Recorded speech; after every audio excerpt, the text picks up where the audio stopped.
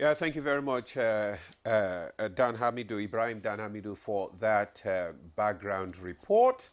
And we already have our guest seated in the studio to discuss NIGCOMSAT transformation journey. Let me just first introduce Jane Nkechi Egaton Idehe. She is the Managing Director, Chief Executive Officer, Nigerian Communications Satellite, NIGCOMSAT Limited. Madam, you are welcome to Good Morning Nigeria. Thank you. Happy to be here. All right. And congratulations. Thank you so much. Good to have you too. Also joining us is Engineer Abiodun Atta. Is the Executive Director of Technical Services, Nigerian Communications Satellite, NIGCOMSAT Limited. You're welcome. Thank you so much.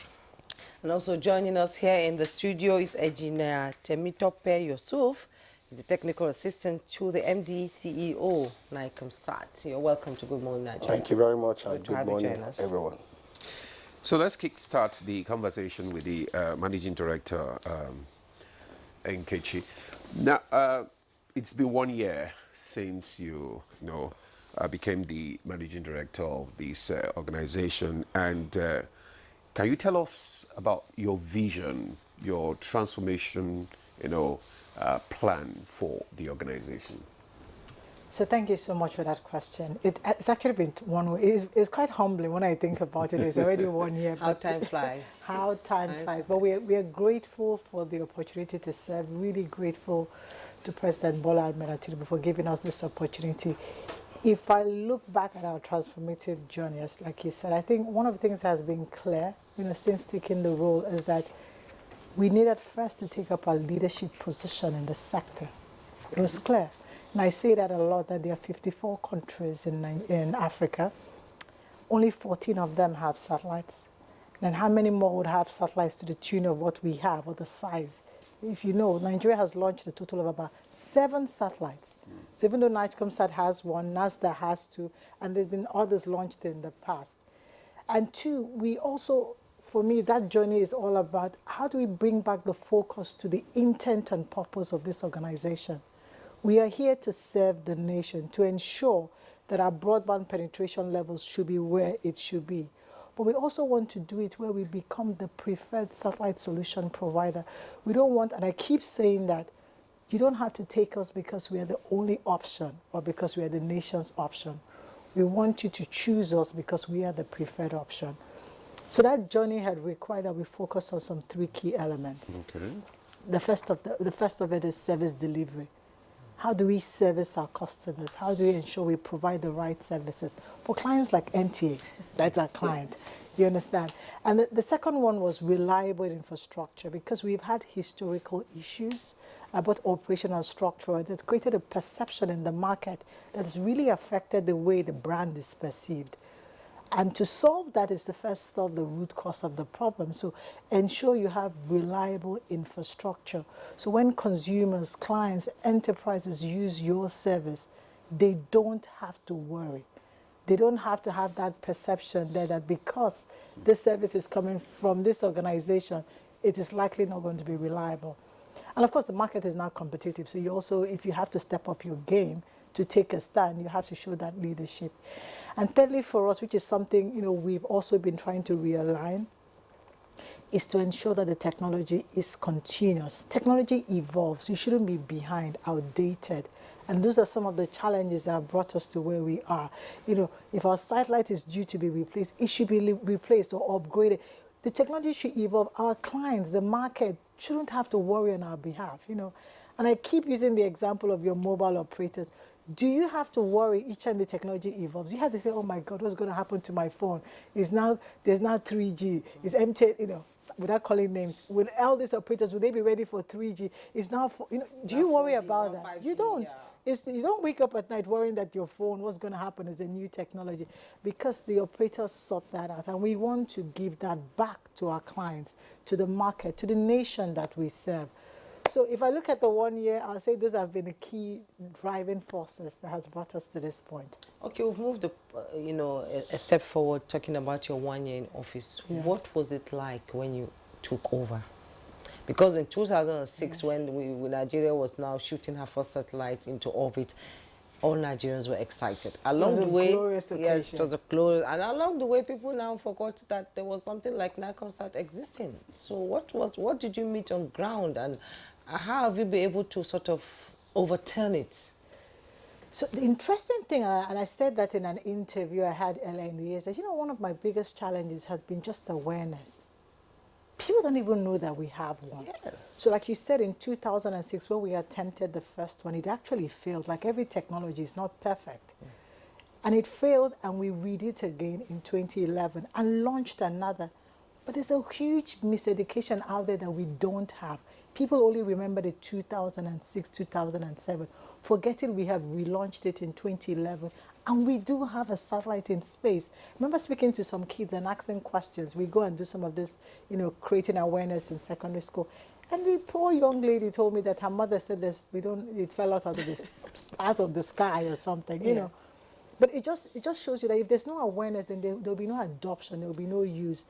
And a huge part of that job for us this year was trying to educate the population, educate the market that the service actually exists. The satellite actually exists. It works. And its capacity needs to be used. So that's been the big barrier this year, interesting enough. Yeah. Okay, so you've been able to create the necessary awareness, because that is where the challenge is, you know, getting Nigeria, you know, to go along with your transformative agenda. But you talked about the three key elements of your program, which is service, reliable infrastructure, and the involvement of technology and all that. So how has NIGCOMSAT addressed the issue of infrastructure and technology deficit so far, since you came on board? And that's a very solid, valid question. So one of the things we met when we came as a new leadership is that some of the infrastructure wasn't actually working, wasn't at par with what you would have in the market. So we had to fix it. Like for those that know technology, for example, our KA band was down. You can't sell what doesn't exist, you understand? You have to first fix it, because that meant you would also lose clients. Sometimes it was the equipment was outdated. So we spent some huge time, and I call it inside out, because that's the part of the work nobody sees. It's just internal work. We spent a huge time upgrading the equipment, you know, making sure that the software levels, the hardware levels are their latest release, so that we can offer the latest value of those features to users, clients, and enterprises. So that's some of the things we've focused. But we've also started realigning to ensure that we plan out the future. You need to have a technology roadmap as an infrastructure company. You need to know where's the technology going to evolve. How do you position it? Why are you positioning it that way? What's the value you're getting and extracting to service the market? What does the market need? And which technology should you align? Okay. So there's been a lot of work to do that. And I think that's what led us to going back to our plan for the next satellite. We call that N2. Making sure we have that in place, because our existing satellite does have an end of life, like every technology. You need to have a replacement for it. Indeed. So we'll just put you on a pause now and, you know, come back to our other guest. I'll begin with Engineer Abiodun Atta. Satellites in orbit is a lot. I remember growing up watching Cosmos on NTA then. Yes, that's when we knew there was anything like satellite up there. And we were able to realize it in Nigeria in 2006. We have our own satellite there. Like she said, her mother told, the girl's mother told her that it fell from the sky. That is misinformation, you know, coming from, you know, a point of not actually knowing what is going on. We have engineers being churned out of universities all the time, talented engineers, most of them japa, and make impact across the country, you know. Why did we lose focus when it came to Nigeria, when NIGCOMSAT was launched? Why did we lose focus, the country lose focus along the way? And the need for having satellite in orbit for Nigeria, I know we had one, then number two, and all that sort of diminished. Why did it happen like that? Thank you. So I think, I won't say the focus got lost along the line. We still have engineers in NIGCOMSAT, for example, who are managing Nigerian satellites completely, pure Nigerians. it will interest you, you don't have expatriate managing Nigerian satellites. If you come to NIGCOMSAT, from the cleaner to the MD, all Nigerian breeds. So in terms of not having engineers, no, we have engineers in NIGCOMSAT who are dedicated engineers, foreign trained engineers actually anyway, but Nigerians doing that. Then the need for satellite, we can't do without satellite. Now, back in the days, there was a time people thought satellite was going to be an outdated technology because of the advent of microwave and fiber. But in 2024, satellite is now the most used form of communication in most, especially in the militaries and some key areas and underserved regions. So there's no way Nigeria will not be part of, the entities operating the satellite. Another thing we keep telling people is people are beginning to weaponize certain things, nations. So Nigeria should and must have its own satellites for its own sovereign nations and its own entity as well. So for us, it's a no-brainer on why we need to keep investing in satellite technology, and also why we still need to have engineers, young engineers trained in satellite technology, because it's going to keep evolving like the MD says. Until we get there. Now 5G is coming, IoTs are coming. There are so many technologies that are coming, and 5G is here already. More is coming. And then you'll be surprised that a lot of this will be hinged on satellite technology. So, but you can't, it's a very expensive venture having satellite in orbit. What's the level of partnership, with other countries that would contribute to making it possible for us to have another one there that we're expecting, technically? So satellite technology is a very expensive venture. But if you look at most satellite companies right now, they're going into what is called joint ventures in most cases. And then some people or some agencies or entities are also doing SPVs and PPP in terms of trying to launch satellite. So one entity cannot singularly launch. If you look at other players in the industry, they are merging. So it's going to happen. That combination will keep happening in the industry, and that partnership will keep happening. Yes. Can I add to something he said? When you asked the question, why do we need satellite? Because as he was talking, I was thinking about, it's interesting to note that there are over 200 million Nigerians. But the truth is that half of them don't live in the urban areas. It's rural. But where do you have your standard mobile operators, terrestrial operators? Where do you have fiber, the mobile networks, NTA, Airtel? It's mostly in the urban and the semi-urban. And it's just clear that commercially it's not always viable for these players to go to the rural areas. If not, they would have solved this problem. They've been around now for 20 years. And we thought satellite is not needed. They would have solved it, but it's not viable to put a base station in a village with 50 people, and you want to make the amount of that base station in 3 years. So it's becoming clear you have to find other alternatives. It's not viable to run fiber from the city all the way to that village. Think of right of the way, cost of the infrastructure, and you land the village is 100 people. Now you want them to pay you for all the money you used to lay fiber. With satellite technology, you don't have that. It's that dish and that modem. If there's a sky, you put it there, you create that network for them. So we've realized that technology has to be complementary. It's like people say, why do you cook, then you still go to a restaurant? Because it's not every time you want to eat the food you cook, isn't it? Sometimes you want to complement it by trying something different. I don't want to eat eba. I want to go and eat, sushi or something. Yeah. So the same thing with technology is complementary, is layered. In the cities, in the urban areas, some technologies are stronger. They make strong business case and use cases. In rural, less difficult areas, some technologies are stronger, like on a moving train, on a moving ship, on things that move. Satellite becomes your preferred form of communication. So that's why you need it, because it's complementary. You cannot solve to bridge that digital divide, to get to that 75% broadband penetration. You can't do it with just one technology. Okay, I see Engineer Tebitope, you want to add? To join just to add to what they've said, is there's also what we call technology convergence. Okay. There's a convergence, whether you're talking about satellite, you're talking about terrestrial fiber. So everything is converging. So like she said or alluded to, you can see it's complementary to each other. Okay. So one is not standing alone, because take for example, even the telcos, they do what we call cellular backhaul. And in order to achieve that, they need a satellite. So the technology is converged, whether it's broadcast, depending on the use case. So what we have now, we need to complement each other in order to ensure that these services are rendered to the extreme customers. Thank you. Okay. Well, let's look at the digital future, empowering Nigeria's digital future now, and the importance of the satellite now.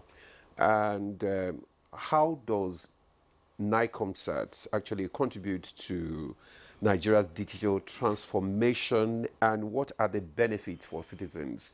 Because you spoke earlier that the challenge that we have is lack of awareness. So because when the citizens are aware of the benefits, they will embrace it. So how does it? You want to go for it? Okay. Let me go for it. Okay, good. I think key thing for us, like MD said, I'll just try to go back, is when we came on board, especially when she came on board, one of the key things which she said was infrastructure. Now there are a lot of infrastructural gap with NIGCOMSAT. And the first thing we did then was to have this heavy investment in trying to bring infrastructure apart. Now that is ongoing, and we've gotten to about 80% of that.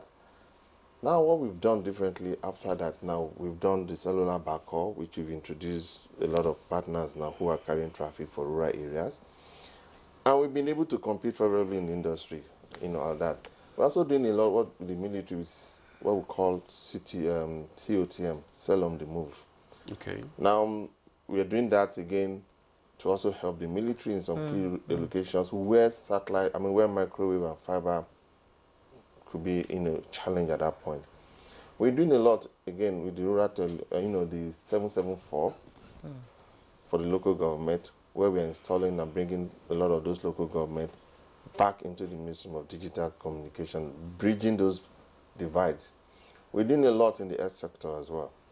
So NIGCOMSAT has now begun to move into spaces where people normally think that we will not be able to do, connecting communities where people don't think that they will ever have access to communications. Okay. Like what she said, those gaps where a lot of MNOs and investors are scared of investing, we can easily break into those, those communities and bring up those connections as well. As part of the digital transformation you are asking also, NIGCOMSAT is also in the space of providing what we call precision or smart agriculture. Okay. And the essence of why we are doing that is to ensure that we can map nutrients. That's what we call nutrient mapping. Say, for example, you want to have a high yield on your farm, there's a need for you to understand what kind of, take for example, the soil structure you need to use in terms of what kind of fertilizer, what are the deficiencies in the soil.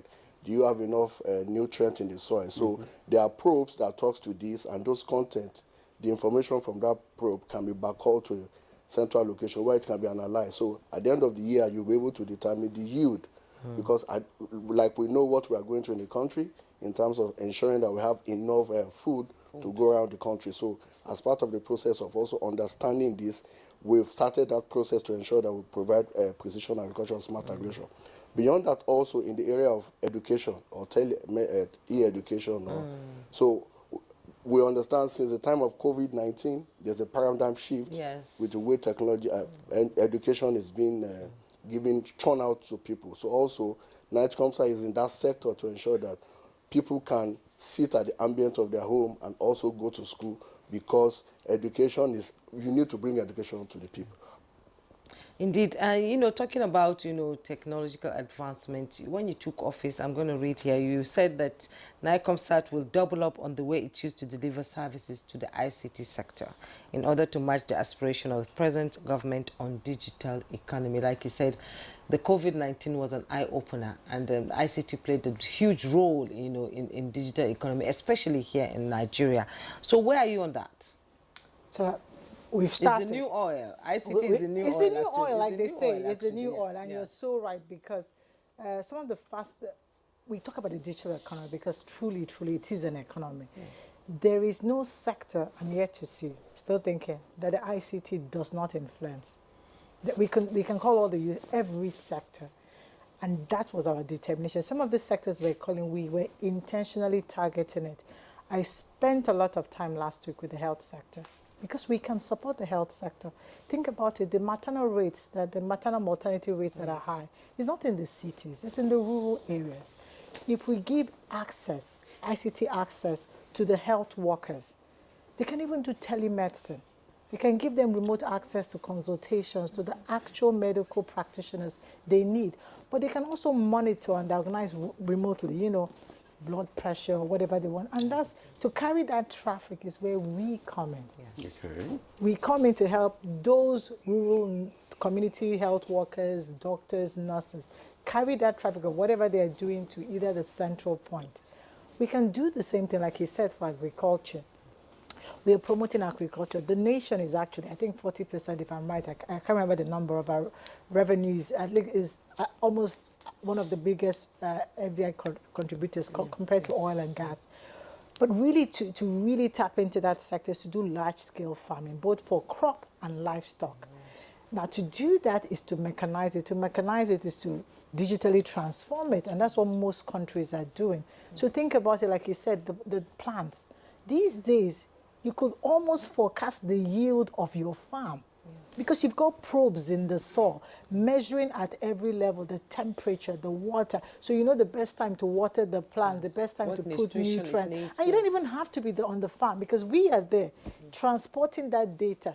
So you can access it wherever you are. You can check. I'm like, okay, it is time to water this. You're not watering it well, or nutrients are missing. But you could also forecast the yield. And think about it at a large scale that even the nation could probably forecast the revenues for these types of sectors. The same thing for livestock. There's so many use cases, education, e-health. We talk about educating the young child. The young child, most times in the cities, they have access. It's in those rural areas we are struggling to bring them to the level of education they need. And sometimes it's just maybe we don't have enough resources in terms of teachers or the right teachers to teach them or the types of teachers required to teach them. But with technology, we can bridge it. We can use broadcasting because NIGCOMSAT does broadcasting to broadcast the content to them. But you can even use the broadband access when you provide it to these schools to give them access to wherever you know, if you have remote teachers, remote content, you can digitize it so that they can consume it because these young people are smart. Give them a digital device and you'll be shocked what they will do with it. So they can access that content. And that's the learning of the future. So we're equipping them with skills they need for the future. But even beyond that, small businesses. You know, every business doesn't have to be in Abuja, Lagos, Port Harcourt. These days, what COVID showed us, you can even run the business from your village, depending on the business. Yes. E-commerce, whatever business you're running, if you have access, we want to give access to SMEs. We sit down at home and we order for things. Yes, yeah, order. Do your thing, yes. put it on Instagram, people see the order, you call a logistic company, they pick it. If you have access, you can do it. We don't even have to know where you are. Wherever you are, there's no geographical barrier. And that is us helping SMEs. And we're doing that because we did start an accelerator program. The accelerator program we got is just startups that can use satellite to enable their business. And we are working with them from different sectors. Healthcare, agriculture, logistics, because that's really what we want to do. That's, like you said, was our original goal. All right, that's good. In order to do that, the brainer is that now you are bringing those use cases to the unserved, because you understand the fact that most telcos don't want to go to those areas. Yes. The underserved and the unserved. So irrespective of the use case, is it education? So you prevent people emigrating, leaving those parts of the country. And what happens is that development also will happen at that area. Take for instance, you want to take your passport, you need to do, but you don't have to come to Abuja. You can just stay in that local area or that local government area. And just with go to, once you have internet or these services, you have that. So the good news is that you are taking that technology also beyond the urban cities to the remote areas. So they can also have a feel of what is happening in the urban areas. Okay, what you have just told us is that NIGCOMSAT satellite-based services contribute to Nigeria's economic diversification and revenue generation. That's Digital inclusion. Digital inclusion, okay, yes. that is exactly. But would you also explain what opportunities exist for Nigerian businesses to leverage on NIGCOMSAT satellite technology system? So this is very simple in a simple term. Yeah. Take for example, now you want to provide e-health service. So the good news is that somebody in the rural area can just get one of our dish, very portable dish, have that dish in that area. And the good news is that people can come at the ambient of that dish, and is it clocking you want to do? Is it your vitals you want to check? Is it you want to communicate with maybe a doctor that is not within that area? You can provide that service. And along what happens to you, you're also having economic growth for yourself and also the nation. So the good news is that you are not leaving those people within that area or within that cluster or that cluster. They are not leaving that rural area in order to get that services. Whether you like it or not, what's happening is that there's going to be growth within that population. So in the long run, is a win-win situation. Instead of people emigrating or leaving that cluster to another place, we are providing that service for them. Also, the issue of education, like we talked about, since the time of COVID, there's a paradigm shift. So take, for example, I need to do a professional exam. There's no need for me to come to Lagos. So once I have internet at my home, I can take any exam. I can do any form of education from one level to the other, either from secondary to tertiary education, at the ambient of my own. And in order to do that, what is happening, I am providing a service. And as I provide a service, there's an economic development within that area or that clusters. It's also going to add to the GDP or to the revenue of the nation.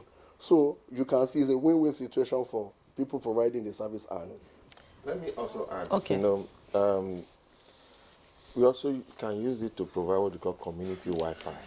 So community Wi-Fi is you could have this set up somewhere and have a Wi-Fi within that community. Okay. Now the beauty of it is that farmers who bring their products to sell can do video call with the buyers. They will have access to that internet. Remove the middleman. Yes. Remove the middleman. Yes. And then you can order directly. And then he made mention about schools because we do TV broadcast, for example, and we know there are lack of teachers in a lot of schools, qualified teachers. We could have a setup somewhere and can broadcast, learning some of those schools with a qualified teacher somewhere. So there are so many use cases where, especially in the agriculture sector, where people can leverage on the internet or on the broadband service in those rural areas to sell their product.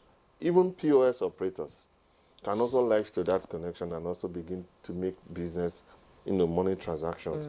So there are so many things you could layer on this service that can help, bring up the activities of those rural areas. If you look, when GSM came into Nigeria, the economic boom in Nigeria was something else because of connection and connectivity. So when we take this, because it's easy for NIGCOMSAT to rapidly deploy these assets faster and cheaper than most of these operators. So it makes sense why, satellites in some of these rural areas is still the in technology to do by. Okay, still talking about connection, NIGCOMSAT doesn't come directly to the user. We need to use the telecom companies to be able to do that. And these are issues that has been there for a while before you joined in. I don't know how you're tackling the issue of telecom operators abandoning the service of NIGCOMSAT to source for satellite services outside the country. How are you bringing them back on board? So you're so right. That is a key issue we faced. There's a lot of capital flight. And that's why one of the reasons we started on that awareness campaign. You need to be aware that you do have that asset. You don't have to go because you're spending hard-earned forex trying to get the same service you will get here. Now, what we've done on our part is to ensure that the service quality is at par or even better. So we don't give people also a reason to say, but I would have loved to use you, but the service wasn't good, because we see a lot of sectors, even government agencies, doing that. And this is a personal appeal to them, that NIGCOMSAT is ready for business. There is so much. If you see the fastest developing economies, this is some of the things they leverage, without calling any country's name, using their national asset. Like you said, some of these things, they give you a lot beyond, they give you national sovereignty, defense, security, and development. You know, most of these use cases we've painted, it's not commercially driven. Because if it's commercially driven, you wouldn't go to the rural area. No, you wouldn't. Yeah. The others are not. They're going to where they feel they can easily make the money. The only reason you can go to the rural area, your government agency, your mandate is beyond just making money. It's ensuring that there's inclusion. Access. Everybody is empowered. Small businesses, no matter where they find themselves, should have access to connectivity. So from that angle, it becomes clear that for nation building, we should do this for ourselves. And that's why we are appealing to government agencies, private sector. And interesting enough, we are getting a lot of response. You know, I'm not going to make it sound like, you know, we are. You know, some of the new business lines we have is because of the renewed interest in NIGCOMSAT. And some of them are coming from private sector, local entities, large corporations, and some are coming from foreign corporations. Really? Yes, foreign corporations. Because we do have coverage beyond Nigeria. So West Africa can use it. Sub-Saharan Africa, sometimes we have foreign players that are trying to use service here and they come to NIGCOMSAT.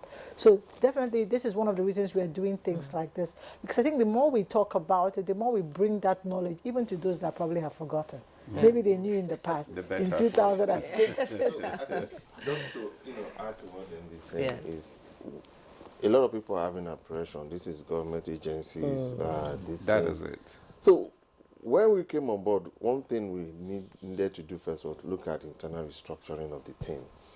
Now, before then, there was no service delivery, there was no pre-sales, there was no updates. So what we did then was, look, first and foremost, we are a service organization. We need to first of all service the customers. Yes. When a call comes in, somebody is there to pick it up. Somebody is there to immediately proactively react to certain things. Now that is in place. Now come to sales and trying to see how you convert, sales to commercial. So we got a team again, another pre-sales team. Their job basically is they look at the sales angle, they look at the technical angle, and they merge it. So it's a rapid transformation of things going on in NIGCOMSAT. That's why, like you said, a lot of private entities are coming. We have a lot of players in the cellular backhaul space now who are eager to do business with us. As a matter of fact, we signed contract with some of them. We're not carrying traffic. And again, we don't really need the MNOs, like you said, to always deliver. We could go directly and deliver to some of these entities. We're also dealing with channel partners because we also understand that reaching some of these areas could be tedious. You rather engage those local partners. And you're also empowering those local partners. Job creation. Because it's job creation. Now, these local partners, in their own way, are also taking up these services, making their own money and also, pushing. So we're also doing this channel partner thing with a whole lot of different partners across the different regions. Now we moved to that. We're also looking at getting some specific individuals with some specific set. Like I said earlier, NIGCOMSAT is fully run by Nigerians, no foreign partners. And we're proud of it. It's Nigeria for Nigeria. And that's the thing the MD has also been preaching. Rather send a Nigerian out there, get trained, come back and do knowledge sharing or knowledge transfer. So that's what we'll be doing, and that's one of the key things that we're focusing our attentions on. And we're also asking people, don't do business with us because we are government agencies. Do business with us because we are able to deliver and meet the specific KPIs that you're looking for. Also, to add to what you have just said is that what we're also trying to do is to look at not just looking at challenges, looking at problems, and solving that problem. Let me give you an instance. Okay. Now, if you look at the Almaji race, now the question is this: before now, what UBEC does is that you give them what we call a tab, and you create that content so that they can go to school. But the question is, at most times, they don't have access to internet. So now becomes a problem. So a solution around it, okay, how can we also have what we call an hybrid solution? Use broadcast and also use internet. So the good news is that you can push that content, that educational content, to that tab. So what are you doing? So whether they have internet or not, that content is with them. So at their own convenient time, they can sit down, learn. So in most cases also, beyond the fact that, yes, the solution is there, we are looking at what are challenges. We spoke about for different use cases. We also need to have this understanding that IP is an enabler to any sector, whether it's economic, whether it's commerce. So beyond that also, we are looking at the problems and having a solution, application solution, that we can ride on in order to get this product to our esteemed clients. Even right now, as we are on air, it's satellite that is, projecting whatever it is we're talking about. It's all about technology. You're powered by NIGCOMSAT. What about the issue of cybersecurity? What role is NIGCOMSAT playing in promoting cybersecurity and protecting digital infrastructure? Maybe you should take that. So, for us, with regard to the cybersecurity part, we have a team of engineers who are primarily focused to looking at this sense. Because cybersecurity is a continuous thing. Yes. And the beauty of it is you need to constantly update your system, constantly update your engineers to make sure that those digital assets are protected from external attacks. So we're having constant trainings and retraining of our engineers. Another key thing we're doing, especially within NIGCOMSAT, is we're taking our security very serious, which means that certain things and certain devices are prohibited, for example, from bringing into our facilities to also help protect some of those infrastructures. Some certain areas, again, not cyber security, also human security as well. Some certain areas are also prohibited from certain individuals from accessing because those areas are core areas within NIGCOMSAT that you wouldn't want interference. So for us, we have the brain behind it, constantly updating your infrastructure, constantly updating your engineers as well. But I would also add that the way we've even structured, it reduces the vulnerability because most satellite operators are not inherently here. So they don't land, we call it land traffic. So you take your traffic somewhere and bring it because they don't have their gateway. The satellite has to talk to some gateway, maybe in London or somewhere in the US, then bring the traffic to Nigeria. Now you increase the vulnerability points. The way NIGCOMSAT is structured, the satellite, Nigeria, we land the traffic directly in Nigeria. We don't go to another country. Also beyond that, there's a standard, we call it ISO 27001. It's a standard that you need to follow, and which NIGCOMSAT is part of the standard. And also, at the global village, the Office of the National Security Advisor is also ensuring that everyone that carries such traffic must follow that standard. So the standard, if you follow the standard, take for example, for every systems, you cannot just go and plug in a flash, because what are you doing? There's a man in the middle, and which could also attack your infrastructure. So if you follow the recommendation of that standard, it's the security management standard that have been put in place, which NIGCOMSAT is also a part of that body. We have been standardized. So beyond NIGCOMSAT also, because NIGCOMSAT can be protected, the other body might not be protected. So as also a leeway, the global village is saying that everyone that's going to do so specific traffic must also be standardized by that body. Okay. Yes, indeed. And, all these moves, they say, is like a reawakening process for NIGCOMSAT after being dormant for some time. And every satellite has an expiring date. And I believe our satellite has 3 years to go. Yes. So what are you doing to push another one up there? So, and that's why when I said in the beginning, I think the first thing I said is there are 3 core things. The service delivery, is reliable infrastructure, is continuous technology, and that's where that comes from. So there's a lot of work to replace the existing satellite. I used to wonder, where does it go to when it expires? What happens to it in orbit? There's something called an orbital graveyard. So there's actually a graveyard in space.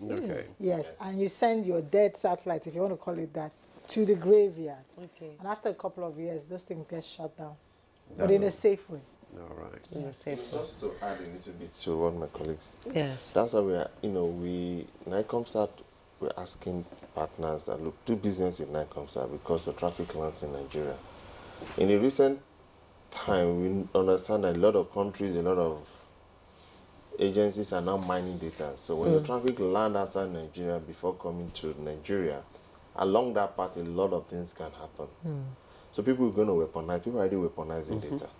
But for us here, land your traffic in Nigeria. You pick your traffic yourself. And again, to show you, we secure, and your traffic and your data are secure. It's not going to be mined by anybody. So we're asking people to do business with NIGCOMSAT because we're Nigerian for Nigeria. Okay, do business with NIGCOMSAT. You earlier on, you said that NIGCOMSAT is planning to also extend to other African countries. So what are the plans? So we do have plans because our coverage is beyond Nigeria. Okay. I think we have priority markets in West Africa. We've started engaging. We do have clients in some of them, but we want to expand. So there's a lot of focus to do that. That's the next phase, to do what we call market expansion. Okay. If you look at the West African market, Yes. the only person that has a satellite is more like an educational satellite. They launched and it just lasted for about 9 months. So it was Ghana, then Sierra Leone launched 2 months ago. So we are the only ones that do have a communication satellite. The only other communication satellite was a regional, Yeah. a region came together, sub-Saharan region, and launched one. Okay. So there's a huge, just the way we have that gap with broadband penetration, internet penetration. Think of West Africa, Cameroon, Ghana, Senegal, Chad, Niger. Some of them are even landlocked. Yes. So landlocked makes it tougher because we are closer to the sea, so we can bring submarine cable. They are landlocked. Nobody's taking that cable to them. And that's where they start to lean on satellite. So there's a huge potential for us. We want to take that market because in our own way, we're also contributing to the West African activities. You also economic talked about activities. working with the armed forces. You know, I remember a movie I watched, Enemy of the State, where satellite, where satellite, you see all these things. You get to learn about all these things when you watch movies, when you watch documentaries, and what role will you be playing now? Because to be able to track those insurgents, those bandits, and all those destroying the integrity, territorial integrity of Nigeria, and how they come into the country using satellite. How can our territorial integrity be protected through NIGCOMSAT? A good one, without diverging too much, because Yes. defense security, of course, is tricky. Yes. Sometimes one of the things we do is send our men in service, isn't it, to this hard to reach, hard to access areas. Think about Sambisa Forest. I'm proud to say that I think the first time they did the major attack in Maiduguri, this was under President Muhammad Buhari. Yes. It was actually NIGCOMSAT that did the communication for them. So to give them access so that you can communicate with those men on the field and the president could reach them. It was via the NIGCOMSAT satellite. So that's one way we can support them. We can support them also on the move. They do a lot of activities that require them on the move. It could be a moving ship, a moving plane, a moving train. It's difficult to use traditional communication in those cases. You see that it's difficult. Where the best sweet spot for those cases is satellite. So we also come in there. And also some other, what do you call it? It's so exciting, actually. It's exciting to talk about it, Somebody's just sitting down and monitoring what is happening around the country and all that. In terms of the armed forces, they have the cell on the move, the cell on the pause, and we can also back all this information to a command and control center. Yes. Whether in Abuja or anywhere the military wants to set up the command and control center. So we can back all it and have the men on the theater of operation with their walkie-talkies and all this will become, backhauled or transferred back to the command and control center through NIGCOMSAT satellite. We've done that in the past. We're still doing that with some of the military arms as well. And the cell on the move, we just deployed some like trying to be careful in terms of certain information. Yes.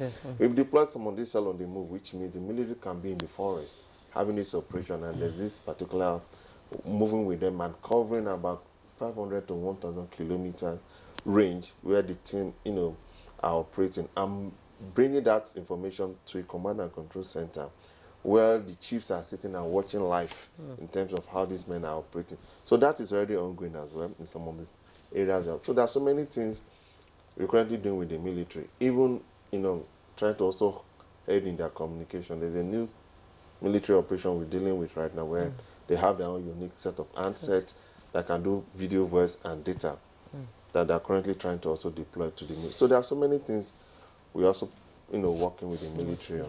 Just to add to, there's also what we call the unmanned guard post. Okay. It provides what we call surveillance system.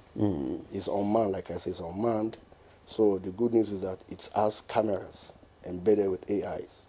So you don't know, you just pass through it. It's taking what's called video capture as you traverse from one location and sending that to a command and control center. So if there's any issue of invasion from that, and also the good news is also embedded with guns. So from there, if they want to take any actions, you don't know, but it's powered using NIGCOMSAT satellite to provide that service. You have all that services available. Yes. Now, let's. That takes me to the next one. We know we have had a lot of disasters, management issues, and all that.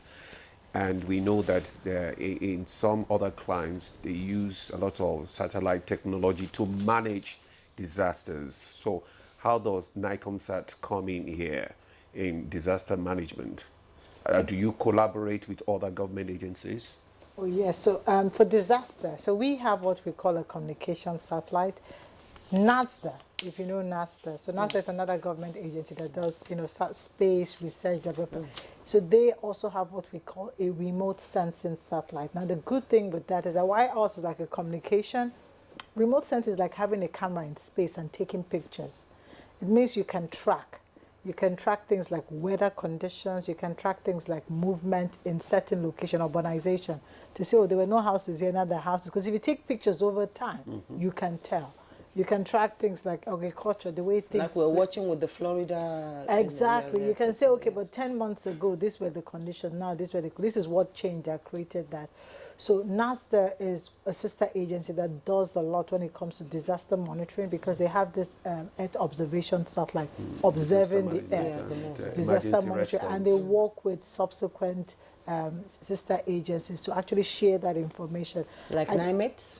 Like NIMET, exactly. Because I'm almost proud to say, I think I'm aware that they, even for the flooding that happened in Borno and Maiduguri, I think they well aware, informed some sister agencies. But that's how it should be, so that we all work together and collaborate. NIGCOMSAT can still help in some use cases, because when it comes to, so if you take pictures, of course, you can also provide connectivity to collect data as well in that location. Using the one you collected from space and the one you collected via broadband internet, you can make a better informed decision on how to help in terms of flooding. It could be weather conditions like storms or heavy rains, tornadoes, and you can help even forecast, because after time, the trending of the data will allow you forecast. So these are some of the things we are also doing when it comes to disaster recovery. And also we are partnering with NAMA. If you look at most times now, if you want to land, when the planes are traversing from one location and they want to land, there's what we call instrument landing system. That instrument landing system is based on terrestrial technology. But most times when it is raining, you'll see most of them don't want to land. Now with the use of NIGCOMSAT navigational system, is an SBAS system. You can land at any point in time. So presently we are doing a synergy together, so that at the end of the day, whether it is rain or it's not raining, you can land, and you can land safely. Now, let me just ask you before we go on break, how have you been able to improve on your revenue generation and sustainability? Bottom line, isn't it? Yeah, that's the bottom line. Bottom line. So some of the things we've done was, first of all, if you rectify, because like I say, customer is king, if you do rectify your service and enhance it, you see that the uptake or the absorption increases. That is one way to increase your revenue. Cost optimization is another way. If you reduce your cost and be mindful in the way you cost. New product lines, like some of the things we mentioned to you are new product lines. Okay. So in the past, we haven't applied the technology in that manner. Now we are applying. So we're getting new brand sectors, new client base that are coming. So these are some of the things we are doing to help increase our, we call it our pipeline, which we're now converting to commercials, because a lot of things we do the pilot phase or we do the first testing phase, and now we're going into the commercial phase. So these are the three areas we have been diligently working in. Okay. Either going back to existing clients and offering them new services that we're not aware, creating new product line for new sectors. That's another way. Creating an avenue to bring back clients that have also left. You know, some clients have left because of maybe the technology in the past was not reliable, but also optimizing our cost. Okay, we'll actually have to take a break right now. But when we come back, we want you to shed more light on the transformation journey and this week that you're having, how you're organizing it, what you're doing, and what do you intend to achieve. We'll be right back. Appointment by Good Morning Nigeria on the network service of the NTA, and our discussion is on NIGCOMSAT transformation journey, and we still have our guest in the studio. And let me just go back to the MD now. This week is your week, and the theme for your week.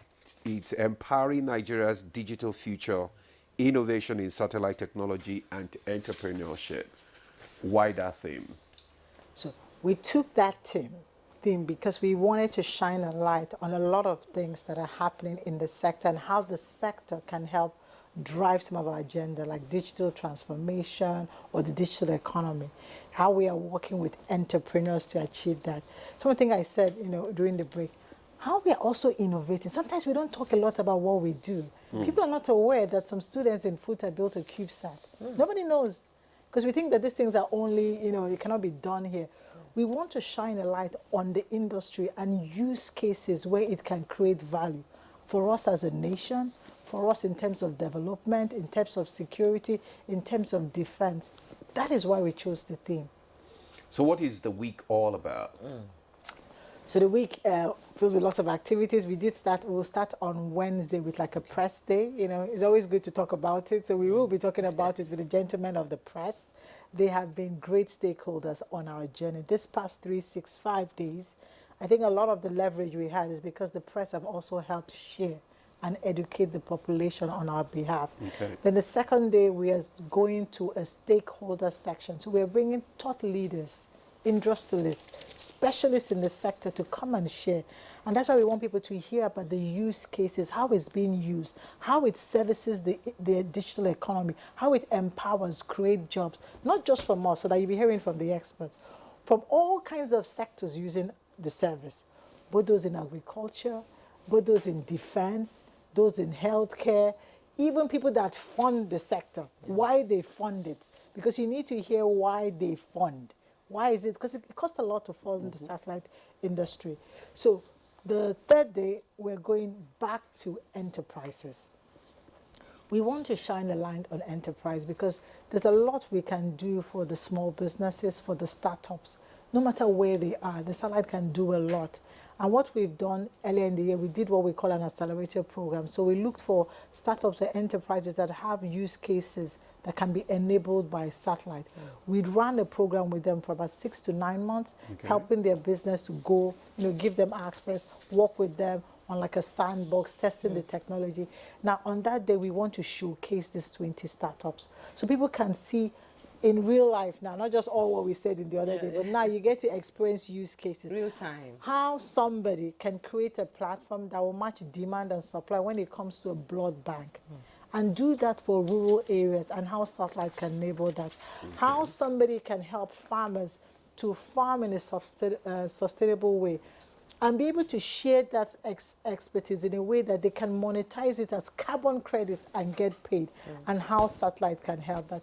How someone can create a platform that will create telemedicine, access to pharmaceutical products that will be brought to the users, and health insurance for people in remote areas. Not like, because cities is always so easy. In remote areas, and how satellite can enable that. And so many other use cases.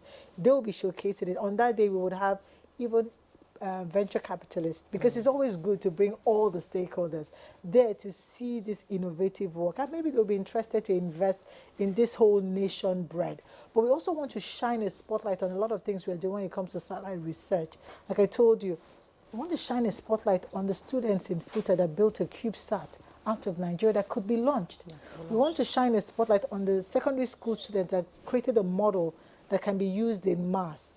On that day, we want to shine spotlight on all that. Okay.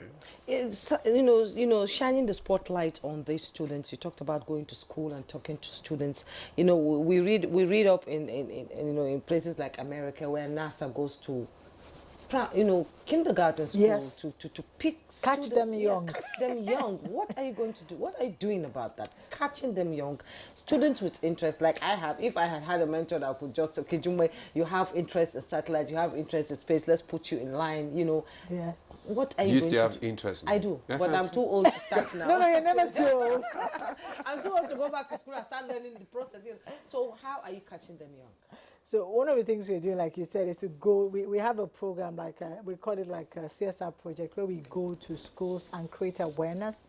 We want to take a step further, collaborate with higher institutions to co-design, to co-build, and that's where we are going now to institutions of higher learning to find institutions like that are offering courses in space, or work with them and collaborate to create an interest in space or satellite technology, because my vision personally, I would love to see a case where in another 5 to 7 years, if we do send another batch of satellites, we design them at home. At home, yes. We design them, we co-design them at home. Maybe not launch them, but co-design them. We can come to launching them. So those are some of the areas we are working with, and there's a new phase that will come. We want to also do, in the next phase, hopefully that will be next year, we want to go to the regions and actually train and equip youths. Because some of the skills are transferable. This generation are awesome when it comes to things like that. They are awesome. They are digital natives, like they pick it up so I call them digital children. They are born with with technology itself. So let's To add to this, and also we are being intentional.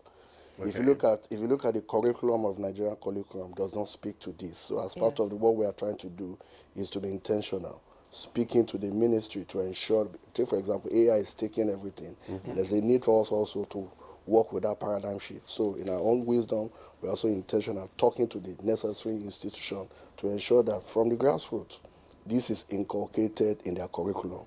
So that at the end of the day, because the world is moving, there's a shift. We're also shifting in that area. So that's also what we are trying to do to ensure that we catch them young. Now, this week, does it align with your transformation agenda? This week definitely is the creme de la creme, because it's 365 days. This month makes it 1 year we've been full in office. Okay. And this was why we wanted to do this. Okay. Because it's like coming full circle to reflect on all what we've done in the past 365 days, what was right, what should be stopped, what we could do better, the achievements we made. But to do that not alone as just an organization, but as a sector, as an industry. Because in the next phase, for us, collaboration will be key. Some of these things we want to achieve, we cannot do them alone. You know, when you have big dreams, ambitions, it's very rare that you can achieve it alone. We want to do it as a sector. And now we've been very fortunate that the Honorable Minister for Communication, Innovation and Digital Economy, Dr. Bosu Tijani, has a foresight of really using technology to enable a lot of things. You can see that in all his programs, 3MTT, whatever he's doing, or AI, we are really putting Nigeria a step ahead. You know, I can almost boast and say, at least from what I've heard, I think we're the only ones that have a digital AI strategy that is already out there in Africa. The closest might be Morocco ahead, but I think we, at least from the circles, we seem to be the only one that is a step ahead. And if we continue to do that, we can bring our nation back to where it should be. Like you said, Nigeria is one of the most populous nations when it comes to youths in Africa. I think we have the largest population. We have the largest youth population. And they're not afraid of this digital technology. They're not. No. They're just native. They are open to it, you know. Equip them, empower them, train them, and unleash them. That's what we want to do. And maybe then we wouldn't only be focused on oil. We can then think of making money via the digital economy. It's the new oil. It's the new oil, like you said. Let's look at some of the challenges, because I know that the organization is not devoid of challenges. So what are some of the challenges that you have faced, and how are you tackling them? I'll start by saying I'm grateful, because I did come with a mindset that it might be worse. There were structural issues which we had to fix. I think he spoke a lot to that, both in terms of how the organization was structured. It wasn't structured to effectively evolve and serve the market it's meant to serve, both in terms of infrastructure. You have infrastructure that was decaying, that was really not being taken care of or invested in, and it won't give you the outcome you really want from it. But there's also been challenges in also making sure that that vision we set, the organization ties into it. You know, mindset is also a thing. If you've been operating in a certain way and you're being told to change is not always easy. That's why we call it transformation. It's a whole journey in itself. You keep going at it, keep talking about this is how we do it. This is how, this is how we win. We win together until we get there. But we've been very fortunate to be, received a lot of support both from the president and our minister to start this journey. So It's those been very challenges. acceptable to the people. Oh yes, so those challenges, if not, I think a lot of the achievements we did in 365, we wouldn't have gotten there without the kind of support we have received. So those challenges do exist. I think what's more important is that what are you doing about them? Because you can talk about the challenges. We want to rather be solution focused. And how do you address them? How do you address the issue of making sure that technical capacity continue to exist, both in terms of your resources of your people and your infrastructure? How do you continue to address the issue of reliability to ensure that the service remains reliability? How do you even address the issue that the usage, the adoption that is used for the purpose it was created? This is a national asset. Yes. You understand? It should serve a national purpose. I want a case that at the end of the day, both the local farmer in Bayelsa and the local farmer in Gombe or Maiduguri uses this service because it's the nation's asset. And we're talking about food security, yeah. Everything has no. So apart from putting satellite in orbit, having a plan to ensure that our NIGCOMSAT is the thing in Africa itself. Nigerians go for it, Africans go for it. Let's talk about capacity building for staff, training and retraining of staff. What are you doing in that area? That is such a good sweet spot because the truth is that technology is evolving. Now we talk about LEOs. I don't know if you guys have heard of LEOs. So we have a geostationary. Newer satellites are coming, LEO, high throughput. It's so important that we continue to update our knowledge. Now, we're doing it in various ways. Some of them we're doing a lot of self-learning. So staff are being given the ability to spend time investing in learning on their own. We're collaborating with training partners, both foreign and local. Some of them have already commenced where we are getting local training partners to come, because you have to continuously evolve. Yes. You can't say, 2 years ago, who knew about AI? Now, AI is like the only thing. Nobody hears any other thing. So it's always good to invest in your people because once we continue to invest in them, they could give us the output we want to see. So it will be continuous. So now we're doing the phases of getting actual professionals, both local and foreign, to continue to educate ourselves because that's what we want. We want to educate ourselves on the technology, on the market needs so that we can service the nation in the best way we can. So what is your collaboration with the subnationals here now? A lot of collaboration. I think he mentioned Project 774. Yes. Project 774 is not done alone by NIGCOMSAT. So Project 774 was actually created by the Federal Ministry of Communication, Innovation and Digital Economy.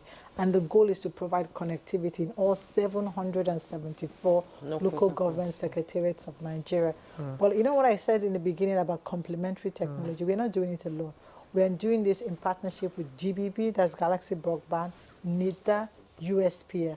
So we go there with satellite, we go there with fiber, we go there with training, empowering them and giving them those digital tools. So you just don't want to give them access. So if they need computers to access the application, if you need to train them to even know about this technology and how to use it to either improve their life, improve their business, improve their health, we layer all that together. So there's also a similar project called the Primary Health Connectivity Project, trying to connect about 20,000 primary health care centers. And it's also involved other MDAs, Galaxy Backbone, primary health centers, and also NIGCOMSAT, similar to the 774 project, in order to ensure that you have the utilization within those health space, because everything is going digital. You want to do your clocking, also for the doctor to be able to have assistance with other doctors outside their own maybe primary health care centers. Wow, what advice? Let me just ask, Mr. Abiodun Atta, what advice would you give to young entrepreneurs who want to, who are interested in satellite technology? So I think the advice is to keep fit and still coming in. Because a lot of young people are interested in satellite technology. Yes. So how do they, take advantage of it? So they can take advantage by coming to NIGCOMSAT first and foremost to inquire what we do. And like MD said, our doors are open, one. And two, because again, satellite technology is a technology that's going to live almost to the end of time with man. And because of that, you need, the entrepreneurs need to come in And then we also need to also meet them, understand the kind of services that they do to see how we can also support them. And the training, we're also looking at, I don't know if, I think MD said it, one of the things we want to do next year is to go to regions. Switch to regions and then empower a lot of youth who have ideas but don't know how to empower. To go about it. Want to go about it. We want to push a whole lot of this to the regions from next quarter, I don't know, where we want to look at it, focus more on those specifics, and then do a lot of advert, do a lot of marketing as well. When you say you want to go to the regions, you have enough officials, Yes. trained officials. Staff. Now, to I will manage answer that. You know, initially I said something about channel partners. Yes. You can't have 1,000 people, if you employ 1,000 salespeople, you cannot cover the entire country. But rather than that, you look at channel partners. You can have 2, 3, 4, 5, 6, 10 channel partners who have boys and who have staff who can cover these regions. If I have a channel partner in the Northeast, for example, whose job is to help me cover the entire Northeast, the channel partners can have sub-partners in different states in the Northeast. Their job as well is also focus on certain specific areas or certain sectors. But with my little staff I have, I can empower those regions with my channel partners. Do likewise for the Northwest, so the South, Southeast, and South. When we have those channel partners, which we already have, and we're trying to empower them further, to be able to go further into those interlands. And then you'll be surprised a lot of youths. Like them, they said, FUTA, for example, developed a CAPESAT. We have some bunch of secondary school, GSS 1 to GS 3. I'm sure when you come to our satellite week, you will see these young intellectuals building code, running this code to drive these devices. You'll be amazed how this has gone deep into the youths. Yes. So we have channel partners who will think again, will help us focus on those sectors and those regions. And doing that, we empower these entrepreneurs who are looking how they can get across to NIGCOMSAT. If coming to Abuja or coming to Lagos or Kano is difficult, through our channel partners, they can have easy access to NIGCOMSAT. Will training be organized for this Yes. kind of people who have You want to add Yes, to it? there's what we call the zonal intervention project. Okay. The essence of that project, just like he alluded to, is to train people. So in the first phase, we've done the first phase. We've trained about 1,000 Nigerians across 6 different geopolitical zones: Southwest, Southeast, 1,000. So the essence of that project was to train people on hands-on. There's a difference between you even having the well-to-know, but also ability to have practical hands-on on VSAT installation and what we call TVRO. Take, for example, if you look at DSTV, you want to install, because we also, NIGCOMSAT has what we call a state-of-the-art facility, similar to what DSTV has. We have about 105 channels that we are beaming.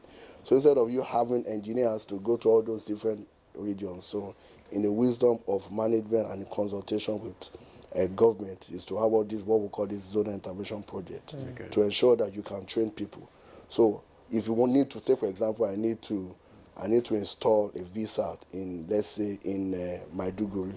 Instead of you sending an engineer from Abuja or from Lagos there, you just call one of those trained, I will call them partners, in order to go and do that.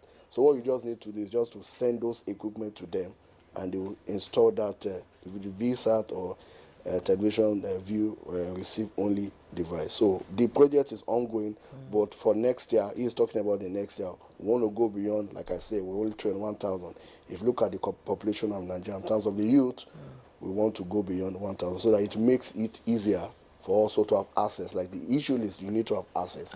In order to have access, you need to bring this technology to the rural dwellers. Okay. You have to bring it to their Well, doorstep. in our last minute of the program, MD, 1 year gone, another year coming in.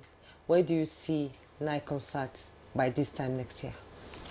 I woke up this morning filled with gratitude, to see that we've done 1 year. But I feel that we're even more driven to do more. So you see what he said, we want to do more. Anything we've done now is to take it a step further. We've done a lot of things, but we want to scale them out. We want to scale them out so the nation feels the impact. So if I come here next year and I'm sharing this thing with you, I want to have people dialing in from different parts of the region saying, yes, NIGCOMSAT came to Yola. NIGCOMSAT was in Maiduguri. Yes, they were in Bayelsa. we want that, and that's when the nation actually feels the impact that we are actually helping drive the digital economy. So in the next 1 year, that's my vision. I can't let you go without this last question. As a woman in a male-dominated field, I know a woman did the calculation for the first man that went to the moon. How does it feel? I think all I'll say is that I call it the letter to my daughter. I do this for so many other girls, so that when they see this, they know that it's very, very possible. Okay, thank you very much. They know that it is very, very possible. And we are looking forward to next year when we will have you, so we can also know the impact that, NIGCOMSAT has made in Nigeria, especially in the development of technology and otherwise. Thank you so much. We have been speaking to the Managing Director and Chief Executive Officer, Nigeria Communication Satellite, NIGCOMSAT Limited, Jane Nkechi Egerton Idehe. Thank you so much for coming on Good Morning Nigeria. Also, Engineer Abiodun Atta, Executive Director of Technical Services, Nigeria Communication Satellite, NIGCOMSAT Limited. Thank you for coming. Thank you, sir. And Engineer Temitope Yusuf, Technical Assistant to the MD CEO of NIGCOMSAT. Thank you very much. It's been a pleasure having you, shed more light and, bring out the excitement in me, actually. It's been a pleasure having you. Thank you so much for your time. So all the best in the week activities. We'll be there. And, we'll be there. And that's Good Morning Nigeria for today. I hope we held you captivated with this interesting conversation. Thank you so much for your time. I am Juma Yourself. And I'm Ademola Adio. Thanks for joining us. Have a blessed day.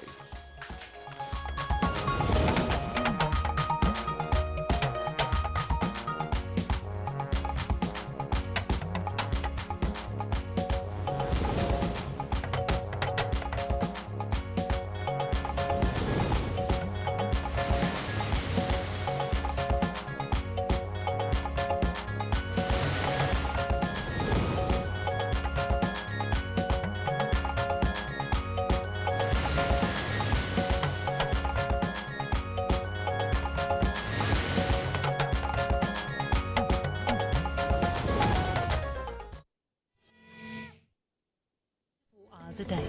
NTA International is with you. In your living room, office, and everywhere, anywhere. From dusk to dawn. From dusk to dawn. 24 hours a day. NTA